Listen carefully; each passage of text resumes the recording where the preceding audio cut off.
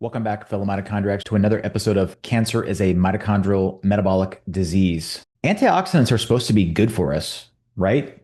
Most people actually believe that antioxidants fight cancer. But what if one of the most powerful antioxidants in the world is helping cancer survive and actually making it harder to kill? In this video, we're going to explore the metabolic biology of cancer, oxidative stress, and why suppressing reactive oxygen species at the wrong time might actually work in favor of the tumors. So without further ado, let's get into it. So this is a video that I have been meaning to do for a while, just antioxidants in general, but specifically astaxanthin because there have been a lot of videos put out about astaxanthin being potentially good for cancer. And while I don't think that it's completely in left field and out of the realm of possibilities, I think that the realistic scenario is likely that it's not. And therefore, I want to present some of the information that makes me believe that. So let's start out with this paper that was published fairly recently in February of 2025, and it was titled Astaxanthin in Cancer Therapy and Prevention. And it says astaxanthin, a carotenoid primarily derived from marine organisms such as shrimp, krill, and microalgae, has gained significant attention for its potent antioxidant, anti-inflammatory, and antiproliferative properties. The present comprehensive review explored on the role of astaxanthin in cancer prevention and treatment emphasized its cytotoxic mechanisms and modulation of key molecular pathways involved in cancer progression.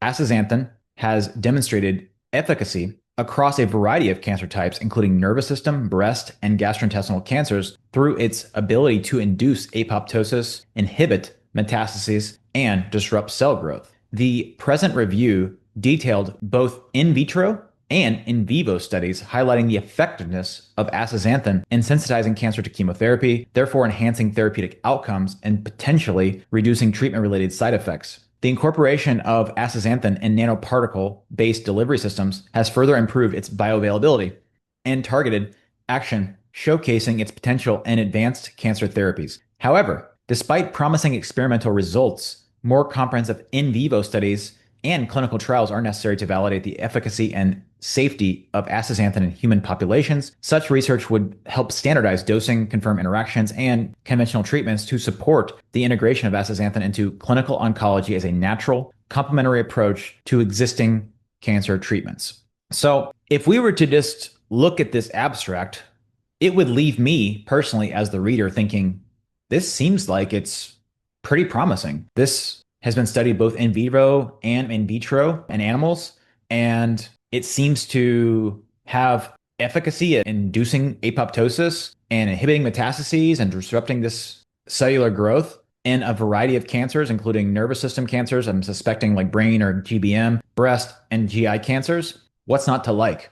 Let's dig a little bit further into the paper. It says that astaxanthin exerts significant effects by modulating various key molecular pathways involved in cancer progression, cellular stress responses, and neuroprotection. It has been shown to activate PI3K, AKT, GSK3B pathway, leading to upregulation of NRF2, a transcriptional factor crucial for oxidative stress protection. It also modulates the AKT-mTOR pathway, influencing mitophagy and preventing excess apoptosis, thus exhibiting potential and reducing neurotoxicity and affecting cancer cell behavior. It was also found to inhibit the JAK-STAT3 pathway, which is associated with cell adhesion and migration, particularly in context of cancer metastases. Additionally, it downregulates the WNT beta-catenin pathway, therefore reducing cancer cell proliferation and survival. The NF-kappa B pathway is also affected by astaxanthin, and it stabilizes this I-kappa beta alpha to prevent the nuclear translocation of NF-kappa B P65, therefore inhibiting survival signals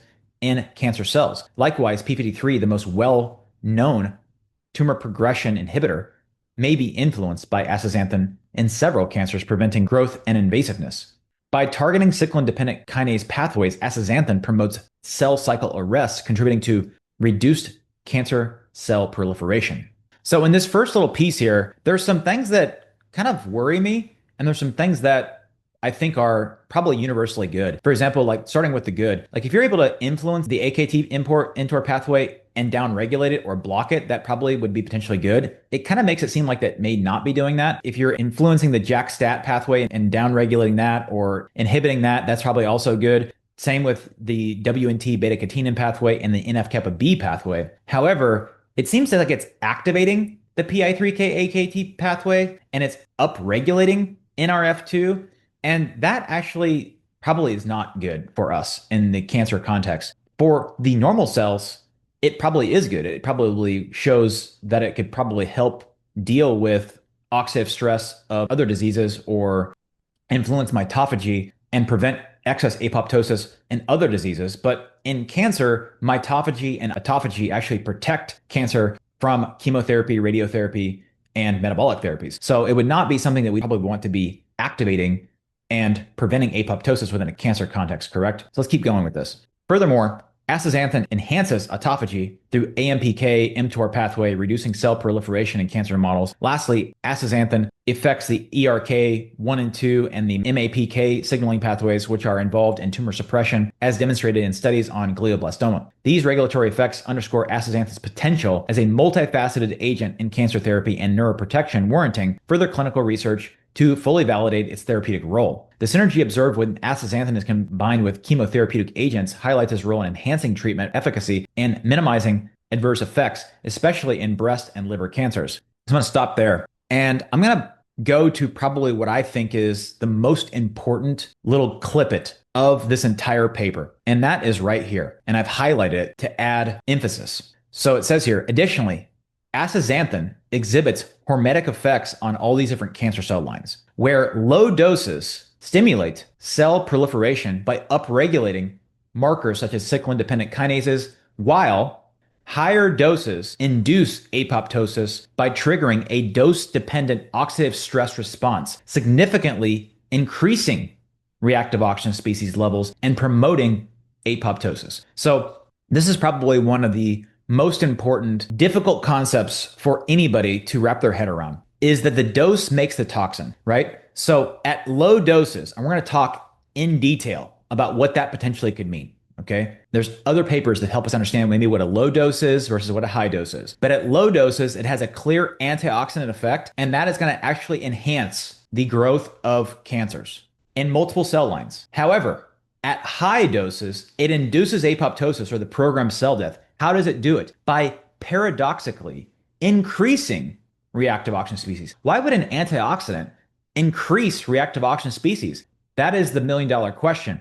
And that reactive oxygen species, oxidative stress, is what leads to apoptosis. And we're going to see this kind of across several different types of antioxidants. But I think the most well understood and well studied for this particular effect is in vitamin C. And we're going to say this over and over again, especially when we get into the vitamin C part of the series. But ascorbic acid or vitamin C at low doses, less than 1 millimole, which is still very high, has an antioxidant effect and therefore likely a pro-tumor or a tumor promotive effect, which is why I am not a big fan, as seen in prior videos, because there's also a mortality likely negative effect of giving oral or liposomal antioxidants. And that may be a little bit of a confusing statement because some things that we think of as being antioxidants, like curcumin or EGCG, are not really antioxidants. They work through antioxidant pathways in certain cell types, but they're not by themselves antioxidants. The more kind of confusing one is probably melatonin, because melatonin itself is an antioxidant and it stimulates antioxidant systems inside the body, yet it has an anti-cancer effect. That's a truly paradoxical one. But all the other ones, most of the other ones, I should say, are just working through antioxidant response elements, or the AREs. And ascorbic acid at a low dose, basically any dose orally or any dose liposomally, is going to have this antioxidant effect because you're never going to approach these kind of millimolar quantities. However, when we give intravenous, there's an opposite pro-oxidant effect at higher than 1 millimole. It'll have a pro-oxidant effect that's paradoxically opposite of what you would see at low concentrations, and that's going to have an anti-tumor effect. And that seems to be the case also with astaxanthin. Now, why is that problematic? Because we're going to see in a minute.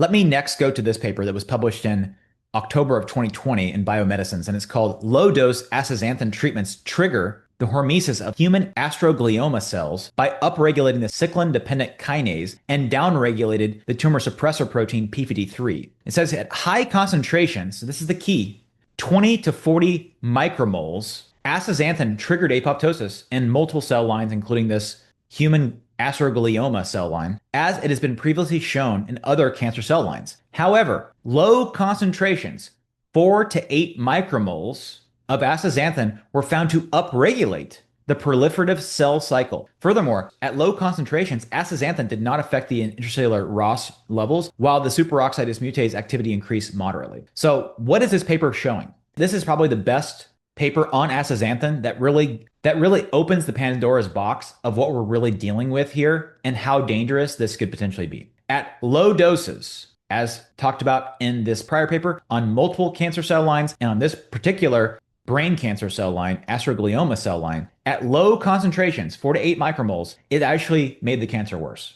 At high concentrations, about 10-fold higher, we're looking at triggering apoptosis through probably increased reactive oxygen species or an oxidative stress mechanism.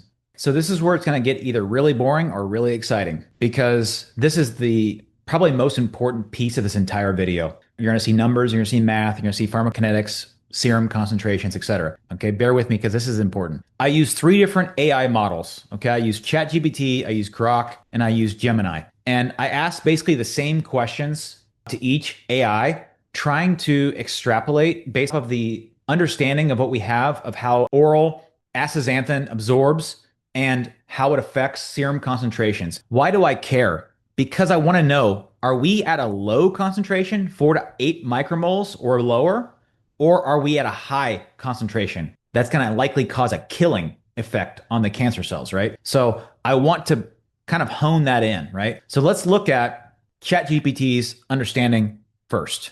So this is a massive dose, 100 milligram dose, using basically most products on the market are these standard oil-based formulations. It is not a liposome. It's not a micellar product. It's not intravenous. It's an oral standard. And I believe that most products, if not all products on the market, are this, okay, no matter how much marketing they put behind it. So at a 100 milligram dose, which is a massive dose, most of them are like 4 milligrams, 8 milligrams, I think I've seen as much as like 20 milligrams of a capsule. My point is at a massive dose, we're getting about 0.5 micromole max serum concentration, somewhere between 0.3 and 0.8. It guesses at 0.5, okay? 100 milligrams. Where does 0.3 to 0.8 micromoles put us in?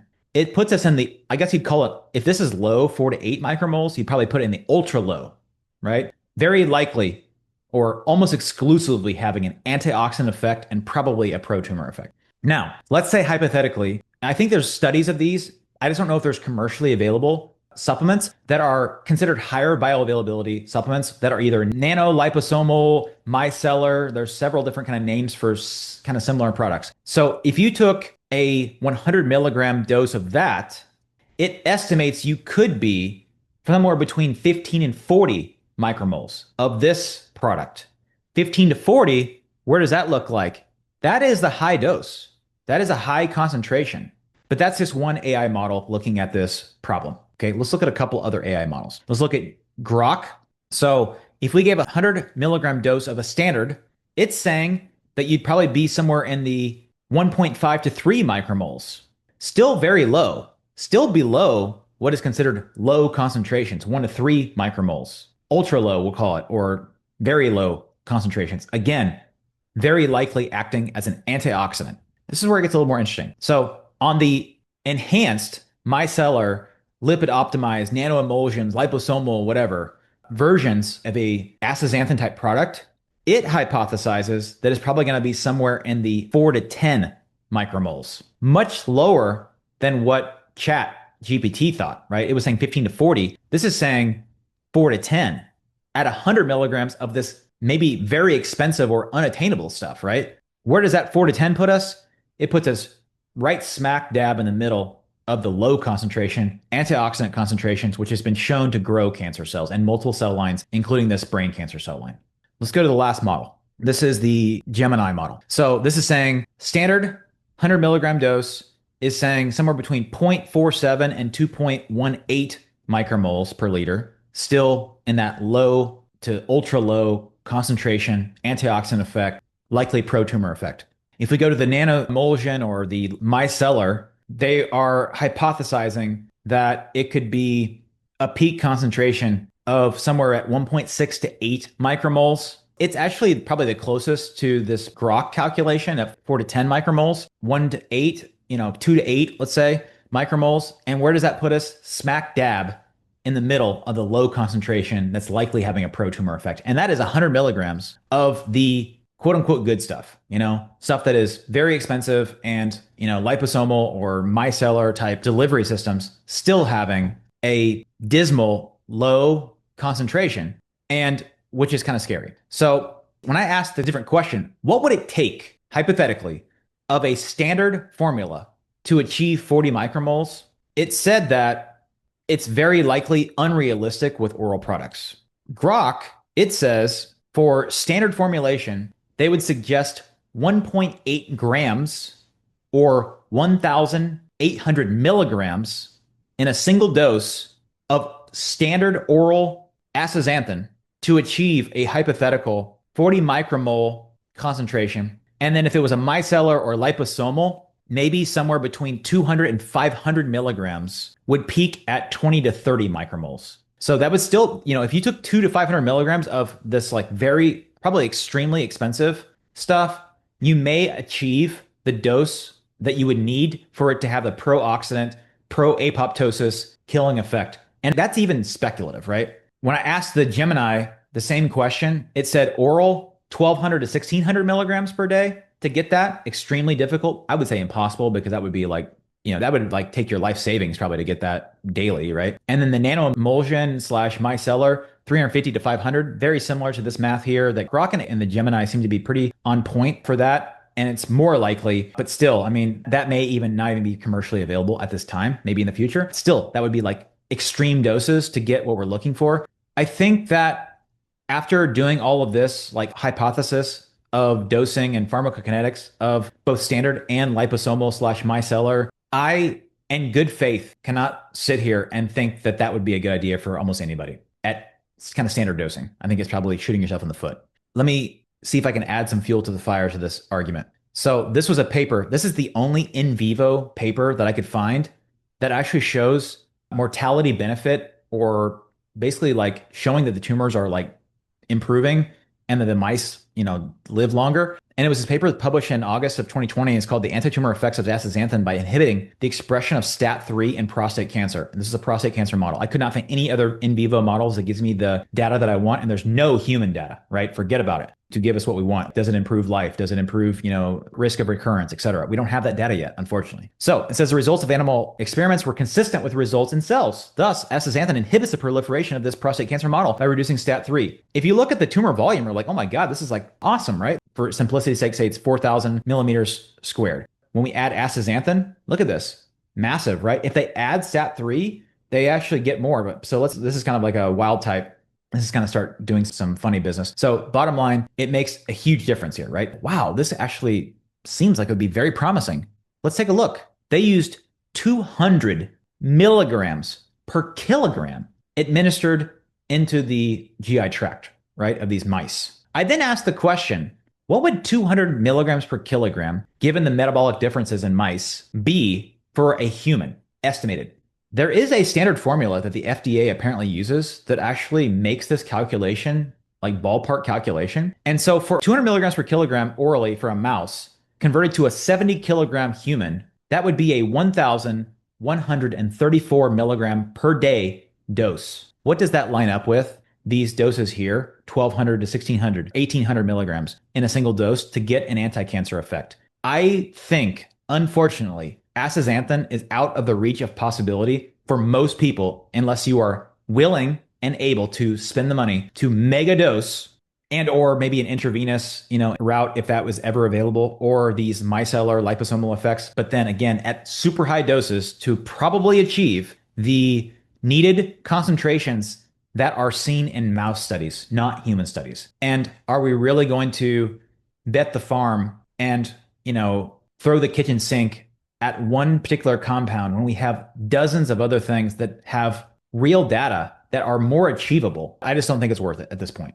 And I know this is probably disappointing for some of you, and it may be even maddening for some of you because there are videos on this platform that suggest that it's going to be helpful.